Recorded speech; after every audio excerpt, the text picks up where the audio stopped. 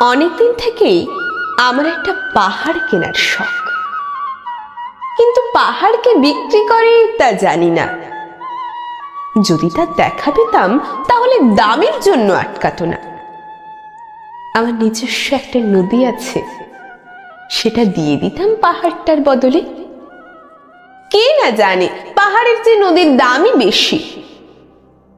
পাহাড় স্থানও নদী বহমান। তবু আমি নদীর বদলে পাহাড়টাই কিনতাম, কারণ আমি ঠকতে চাই। নদীটাও অবশ্য কিনেছিলাম একটা দ্বীপের বদলে। ছেলেবেলায় আমার বেশ ছোটখাটো ছিমছাম একটা দ্বীপ ছিল, সেখানে অসংখ্য প্রজাপতি। শৈশবে দ্বীপটি ছিল আমার বড় প্রিয়।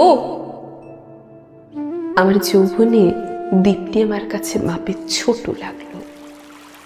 প্রবহমান ছিপছিপে তন্নি নদীটি বেশ পছন্দ হলো আমার।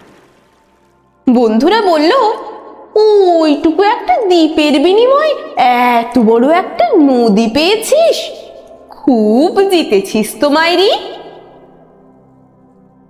তখন জয়ের আনন্দে আমি বিহ্বল হতাম। তখন সত্যিই আমি ভালোবাসতাম নদীটিকে। নদী আমার অনেক প্রশ্নের উত্তর দিত, যেমন, বলতো আজ সন্ধেবেলা বৃষ্টি হবে কিনা। সে বলতো, আজ এখানে দক্ষিণে গরম হাওয়া, শুধু একটা ছোট্ট দ্বীপে বৃষ্টি, সে কি প্রবল বৃষ্টি, যেন একটা উৎসব। আমি আর সেই দ্বীপে যেতে পারি না। সে জানত, সবাই জানে, শৈশবে আর ফেরা যায় না। এখন আমি একটা পাহাড় কিনতে চাই। সেই পাহাড়ের পায়ের কাছে থাকবে গহন অরণ্য। আমি সেই অরণ্য পার হয়ে যাব। তারপর শুধু রুক্ষ কঠিন পাহাড়। একেবারে চূড়ায় মাথার খুব কাছে আকাশ, নিচে বিপুলা পৃথিবী, চরাচরের তীব্র নির্জনতা। আমার কণ্ঠস্বর সেখানে কেউ শুনতে পাবে না। আমি ঈশ্বর মানি না, তিনি আমার মাথার কাছে ঝুঁকে দাঁড়াবেন না।